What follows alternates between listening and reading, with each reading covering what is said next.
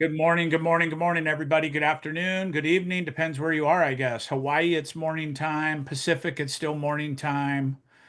East Coast, do we have anybody on the East Coast? Okay, then it doesn't matter. It's afternoon for y'all. How you guys doing today? Good to see you, Cindy. Thank you for everybody that has their cameras on. I'm not shaming you if you don't have your cameras on. I'm not going to name any names. Heather, Lenny, Sonia, Lenny came on. Good job. This is a coaching call, right? This is about you showing up. So, yes, I'm going to call you out. That's how it works. But I love you just the same. If you don't have your hair made up yet, if you don't have your finest clothes on or whatever, it's okay, right? But this is a weekly coaching call and it's all about you. It's not about me. So, thank you for being here. So, first off, let's get started. It is mid-August. We're heading towards the end of the third quarter already in real estate, right? So what's usually happening in mid-August? What's usually happening with the real estate market? This is an interactive experience. You're welcome to take your mic off and speak. Typically, it's starting to slow down a little bit as we get through the rush. Typically, yes. Typically, this is a busy season. We start seeing it taper down nearing, school going back in sometime the first week of September, last week of August. But this year's been wonky. It's out of whack for a couple reasons, right? So the mentality of the market is that there's still much of a holding pattern. People are buying, people are selling, right? So the language around that becomes very important to educate them on what's happening in the world of real estate. So who has a great 30-second elevator pitch? I'm putting you on the spot, but who has their 15 or 30-second elevator speech, not 7 minutes, of what's going on in the real estate market, who you are and what's happening in the real estate market. Anybody want to step up? Sure, the Okay, market's slow because there's a lot of uncertainty in the economy. okay, let's When pause. people Reed, are let's uncertain. start from the beginning, Mhm. Reed. Okay, so I see you at Safeway. We're in line together. You Yep, got your beautiful real estate name tag on. I yep. go, Reed, how you doing? Coldwell Banker. That's awesome, man. So how's the real estate market, Reed? Well, it's doing good. It's still just it's a little bit slower than it was in the last couple of years, but that's because interest rates are up, and then there's just a lot of uncertainty in the economy. And when people are uncertain, they hunker down. But houses are still selling. Some of them are still selling really quickly. Other Okay. stuff sitting on the market longer. It all Okay. depends on the property. Well done. Very smooth. I think articulated well. I think the information's accurate. I'm going to give you another version. But before I do, and some of you may have heard me say this many a times, anybody else have a different response to that you want to share? Lenny. Well, actually, I'm on track to have triple my best full year this year. Um, and a little different perspective, I guess, because I serve primarily short-term rental investors. So they're still very active. Our area is great for that. And like I said, I'm not seeing any slowdown at all. I've got three in escrow right now. I'm getting ready to write three more offers. Okay. And yeah. So for your dialogue to this person in Safeway, you feel like that's an appropriate dialogue for their question of what's going on in the real estate market. Well, I would just say that, in general, I understand it's slower, but in our area, there's still a lot of opportunity. Investors are making good returns, and because there's a perception that the market is slow and maybe some sellers are a little bit desperate, that means Right. opportunity to maybe scoop up some bargains. I love it. So the reason I asked is this, right? We want to identify who it is we're talking to. So let me flip the script a little bit and I'll be put on the spot a minute. So Reed, let's flip this around where you're the buyer, seller, or somebody in the Safeway, and I'm the real estate agent, right? And I want you to hear just a little difference and nuance of the answer. Okay, hey Randy, how you doing? What's going on in the real estate market? Oh, I appreciate you asking. So Reed, let me ask you, are you a buyer, seller, investor, or renter? Oh, I'm thinking about it and doing some investing. Okay, pause. What did I do by giving that response? Well, you got me more involved in the self-identify. conversation. I identified who I'm Right. speaking to. Yeah. Because what most agents will do, oh man, it's a tough market right now. Who are you talking about? Is it tough for the sellers? Is it tough for the buyers? It actually is kind of blended difficult on both in different ways. What about if Right. they're a renter? Is there not a great opportunity to enter the buyer's market as a renter? You have an interest rate issue, but you also have a significant inventory issue, which aids in the availability of properties and bidding, right? What about if they're an investor? What about if they're a cash investor? Does 7% rates matter anymore? Right? So I want you to really digest this, that it's really important. By the way, it gives you a little time mentally to process by you saying this, it gives you a little more time to think about your next answer while they're answering, right? So, hey, Reed, it really depends on the market. And let me ask you, are you a buyer, seller, investor, or renter in this particular question? Yeah, I'm looking to make some investments. Investments, awesome. Are you looking for just traditional financing or all cash? Traditional financing. Okay. And have you bought investments before? Do you own Yes. other investments? Yes. Okay, cool. And just so I could speak to you, to your education level of investing, like less than 10 or more than 10. Less than 10. Okay, cool. So you see what I've done? I've compartmentalized so I can have a specific conversation with Reed in Safeway, all like this, right? As opposed to the market's amazing, inventory's high, but the prices are low, and we're not getting 27 counter offers anymore, and all this stuff going on. That's typically what happens. And Reed, with all due respect, you raised your hand first, so you get the most credit here, right? You went into how challenging the market is, right? And it's accurate. I'm not saying it's not accurate, but what is happening to the conversation when you're saying the market's really tough, things are sitting longer, Hmm. we're not getting as many offers, the buyers are on the fence, the feds won't lower the interest rates. All that stuff doesn't put you in the place of being a professional salesperson, in my opinion. Okay. Okay. So, and also when you look at this from this perspective, and again, we're all in this together, right? I am not lecturing you. I am trying to give you tools to have better qualifying closing conversations with people. When we ask more questions in this, we get in power, right? If we just start going off about what's happening with the market without asking those questions, well, we're really not answering their particular needs potentially.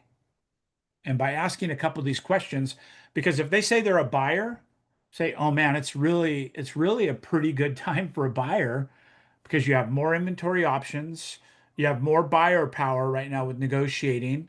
We're not seeing 20 multiple offers like we were. And have you had any experience with all those things in the last year or two? They go, no, we're just getting started. That gives me another direction to go down. I'm going to start qualifying and coaching them into the importance of lending and getting things pre-approved and pre-ready, right?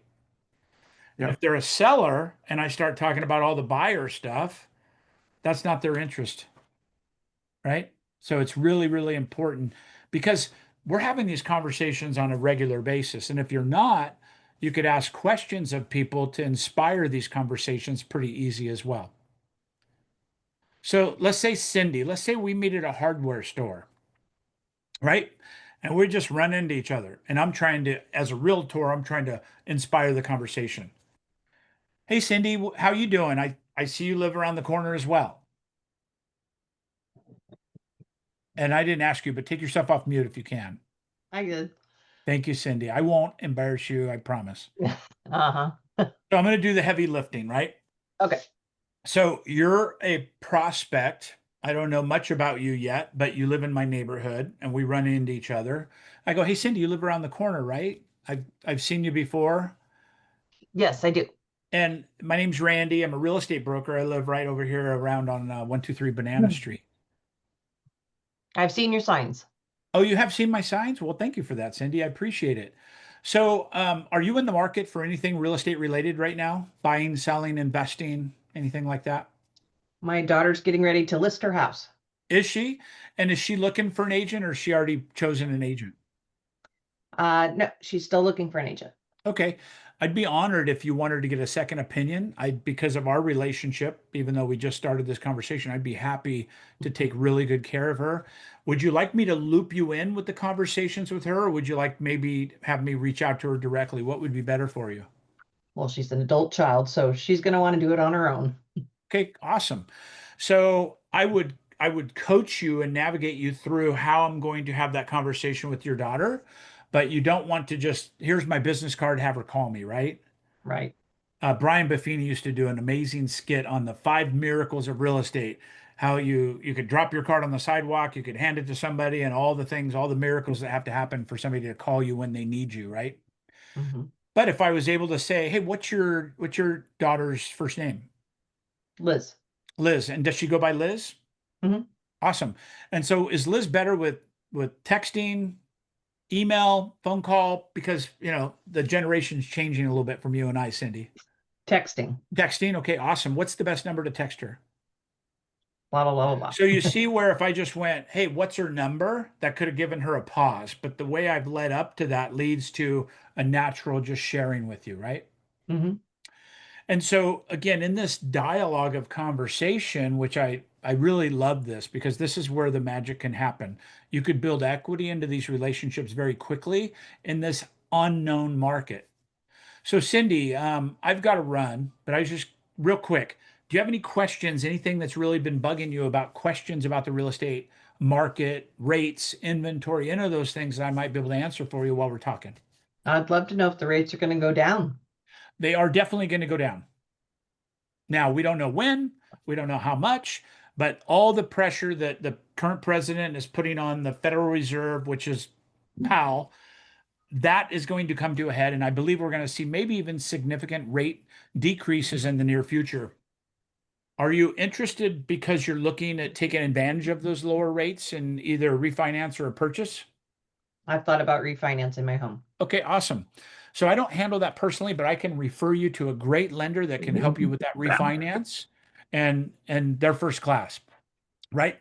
So I satisfied a need that you may have and I'm Mhm. building the equity in that relationship, right?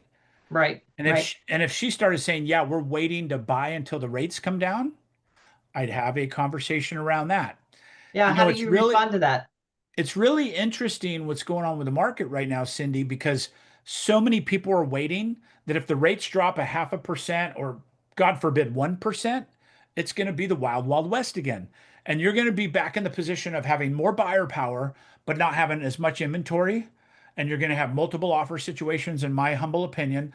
All these things are going to take place over 1%. Now, wouldn't it make more sense? And this is up to you, obviously, I support you, but wouldn't it make more sense if we went out there with an 800-pound velvet sledgehammer right now and bought down the rates or bought down the price of the home or negotiated really strong terms on your behalf and get a home now before that feeding frenzy happens? And if rates do come down that much, you could refinance, and I can show you how as little as a 6 month refinance period of time is going to pay for that reduction of that rate, right? Typically, it's 0.5% to make it valuable to refinance. But I believe there's an opportunity for you to take advantage of the now market, the power that you have, and the refinance that's coming down the road. Let's just say that refinance cost you $5,000 to $7,000. What about if we negotiated that upfront now and guaranteed our savings on the later date? Would this be of interest to you? I like that. Right? So, as you're listening to this call, are you thinking that way when you're having this conversation? Or are you Some not of it, knowing are you not not all of knowing it. what to say when you get into a situation where you just go, "Oh yeah, yeah, well, I'll give you a call when the rates come down," No, I'm not saying that. right? So, what's coming up for y'all right now with what I'm saying? What's coming up for you? Are you doing things great? Are you seeing an opportunity where you can change your language a little bit? Are you having these conversations at all? What questions come up for you? The biggest thing, I'm in Alaska, and so we are in a general holding pattern right now for buyers. Why? They just don't want to pull the trigger. I And see your northern lights behind you. That's pretty. yes, yeah. So, why are the buyers in hold? Interest rates and we don't have a lot of inventory. I mean, we have some, but not a lot. So Okay, those usually don't collide, but I understand that you are a different animal up there. I understand Alaska. I was in the Coast Guard up there. So let me ask you this. You have a buyer, just give me a price range of a buyer that you have in your head that they're in a pattern of holding. she is 450 to 570. Okay, so let's say 500 for the conversation. Mm-hmm. And she's in a holding pattern because of what, in your opinion? She has a couple of variables. One, has her house listed and we haven't had any offers. Okay, But that's an a different animal, anomaly, yeah. right? Um, That's an but we're anomaly. looking, she's wanting to upgrade from where she is now, so she's not finding the house that she Okay, wants. motivation's low because her house is not selling and she can't find what's going on the other side. Right. So I'm going to play a little mind trick with you. Let's Okay. say she drives by a house that was 450 and they just lowered it to 300,000 because they have a very extreme need. They need to sell it like this weekend. If she loved that house for 300, what's the conversation look like with her? She would call me and say, Cindy, we need to go walk through this house right now. Yep. And her house is still for sale. What's that conversation look like? It has to be a contingent offer then. What's that? It has to be a contingent offer. Is that strong or weak? Weak. It's weak. Yeah. So you see my point. I think price always comes into play when we have these conversations where people are on the fence. Every time I get a buyer that's like, we're just looking, we're gonna wait. And I go, what about if you see that house you love on the corner and it's like 100,000 lower, like something's wrong with it, but it's not? What are you gonna do? And they're like, we'd buy it. I'm like, you can't buy it. You're not ready to buy it, Mm-hmm. right? Right. So we could develop a plan on the listing side and the buyer side to create motivation for buyers and sellers. I think, and I'm just being honest, I'm not saying this just to Cindy. I think as agents, we worry about being too pushy with them. We worry about being too salesy with them when they've hired you to be creative marketer, right? So if you don't have 10 or 12 or 15 listings and 4 or 5 or 6 escrows, I just ask you why, right? Is it the market or is it the marketing? Is it the buyers are on the fence or is it your commitment to daily activity of making calls and reaching more buyers? Right? Again, this is a coaching call, not a Oh, not a you're killing me here. well, Somebody else you chime know, in.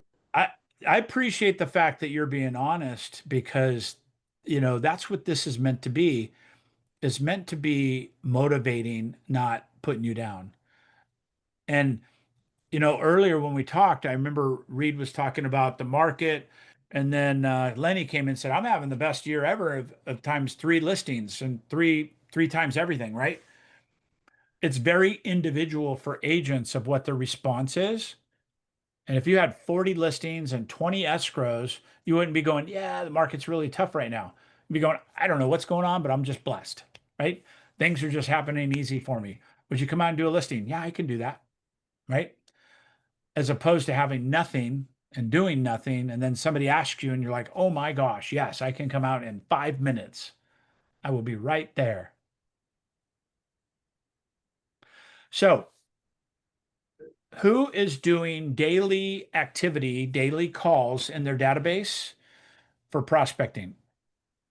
I expected very few hands to go up. I got 1, 2, 3 reluctant, 4 reluctantly,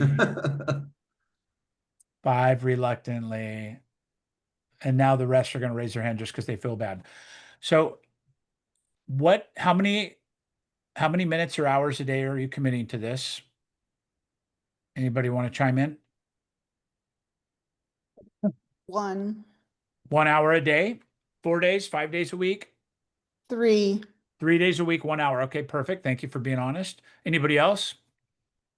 I've been spending about an hour a day, probably 3 or 4 days a week when I'm not having to deal with like home inspections that last all day and things like that, taking clients out. So when I Yeah, have home the moment, inspections pay 6% on the sales price, right? Is that still correct? home inspections, Yeah. Don't you get paid very, very well for home inspections? Yeah, I know. Not really. So I'm being facetious, but Yeah. the I'm going to go back to this every time you ever talk to me. It's critically important that we protect our time of our day or for prospecting activity, especially now. And I want you, as we end the call in a few minutes, I want you to rewire your brain about thinking from it being a prospecting call to being a service call. All right. If you sold a house with them and they absolutely loved you, and every time you called, they're like, "Oh my God, you are the best. You're amazing. You always call me every month and you say good things to me." Right? Because that's how that conversation can go. You don't have to make it weird. You don't have to make it where you're begging them or making them feel bad about the conversation. I'm encouraging you to have the conversations. If it's somebody that you haven't dealt with before, just say, "I am here strictly to serve you in the real estate knowledge that I might be able to share with you. I am not attached to the buying and selling of houses, although I'd love to entertain the idea of interviewing for that opportunity with you." So you're removing that sales process from the beginning, right? So who would like to do a role play? You get to be the buyer or seller I'm calling, and you could be as tough as you want to, or you could do anything you want to, and I'll be the agent trying to give you some language to have a conversation with. Because I think this is really where the rubber hits the road with agents, is feeling comfortable about having these conversations and not coming from a place of salesy, pushy, right? That's just a natural thing. Who'd like to have that conversation with me? I would. Heather? Okay, great. So, Heather, you're in my database. I don't know how, doesn't really matter, but I'm going to call you and I'm going to give you the heads up that I'm going to try to win you over through value and adding value to our relationship with the idea of helping you with the real estate knowledge and information as we progress, okay? Okay. Okay, so ring ring. Hey Heather. Hey there. Hey Heather, it's Randy Bird over here at eXp Realty. How are you doing today? Hey, Randy, doing great. How are you? Doing fantastic. Listen, do you have just 2 quick minutes? It's a business call. Well, I'm in a bit of a rush, but if we have just a minute and a half or so, that's fine. I'll tell you what, I'll be done in 60 seconds, Heather, and I'm All looking at my right. watch. So, question, have other realtors been calling you about what's going on in the real estate market? No. Okay, shame on them. So, I'd like to be your resource for education and knowledge in the real estate market. My team's been in business for 23 years. We've sold hundreds and hundreds of homes, and we're a local expert. What questions do you have for me, Heather, about the real estate market now, being it rates or inventory or how much your neighbor's home sold for? What comes up for you is a way that I could add value to you without this being salesy? Hey, Randy, remind me, I'm in your database. I'm not a colleague, right? Nope, you're not a colleague. You're a Okay. buyer or seller in my database. Okay. Uh, I'm just curious why there's so many homes for sale in my area. Great question. So pause. Do you realize how I guided her into asking me a question and it being a safe place by my language? Right? We're going to post this on my YouTube and all this stuff. I'd suggest looking at these little nuggets of conversation because I said I have nothing to buy or sell. I'm just trying to offer valuable service with the idea of we could do business together in the future. Okay, she's already told me she hasn't talked to any agents. And then I asked her, "How can I serve you?" And I asked some qualifying questions to lead her in a direction. Do you have questions about the inventory, about pricing, about how much your neighbor's home sold for? All those are little triggers to get them to open up. Because if you just say, "Do you have any questions?" They don't, right? So, Heather, do you have any questions about the real estate space? Anything from rates to inventory to how long homes are staying on the market to even what your neighbor's home sold for? Do you have any Hey, questions sweetie. regarding that? Yeah, I was just How are seeing you? that most of my neighbors, their house goes up for sale and it sits for quite a while longer than it used to. Yes, so there's two factors happening, Heather, and I'm really impressed you're aware of that. Number one inexperienced agents, unfortunately, are overpricing homes, not really paying attention to what's going on in the market because they don't know any better and they want the listing. So we have that is pressuring the front of the system. And on the back of the system, we have increasing inventory because of the rates. The rates being at 6.5%, 7% have taken a significant number of buyers out of the buyer pool. They just simply can't afford to buy the homes. And then even if rates came down abruptly, the sellers still need to go buy another home. So right now the sellers are kind of in a holding pattern as well, being that, okay, somebody offers them their price for it. They still have to go out and maybe lose a 3% interest rate and buy another interest rate that could be at as high as 7%. Yeah, that makes sense. So it's really important to find a qualified, seasoned agent to price your property correctly, aligned with your motivation. So I know you're not asking me to list your house today, but what would your motivation be on a scale of 1 to 10? 10 being you got a new job, you got to be out of the house in 30 days, or you found out that something's going on that's very, very important for you to sell it very quickly. Your motivation's extremely high. And a 1 being you could care less if you sell it or not, you just want the top dollar for it. And if it never sold, you'd be happy willing it to your kids. Where would you say you would be on that spectrum from 1 to 10? Oh, I'm not interested in selling right now. I really appreciated our conversation, though. Yeah, 100%. So you're at 1 is what we're saying, basically. Probably, yeah. Okay. So what do you think roughly? I'm about to get off the phone, by the way, and I honor that 1 minute. As I leave, just real quick question. What do you think the rough value of your home is? Oh, probably about 950. Okay, 950. So let me ask you a question. If I was able to get a $1.1 million buyer, all cash, fast close, let you stay in the house after close of escrow, would you at least entertain that offer? Possibly. Okay, so we went from a hard no to possibly with one qualifying conversation. So Well now done, what I would Randy. do is I would say, Heather, let's do this. I'm not going to market it anywhere except to my private pocket listing people. And I'm going to market it 1.1 million. Matter of fact, they're not allowed to look at it unless they agree to 1.1 million. Would that be fair? Yeah, that's causing me some anxiety though, Randy, because I hadn't thought about selling my house. And you're not selling it, Heather. We're just seeing if there's buyers that are that silly that are willing to do that. And by the way, we have those. So again, this is nothing more than my ability to market it a little bit privately, and then me just simply calling you saying, "Hey, we've got somebody. Are you interested today or not?" Would that be okay?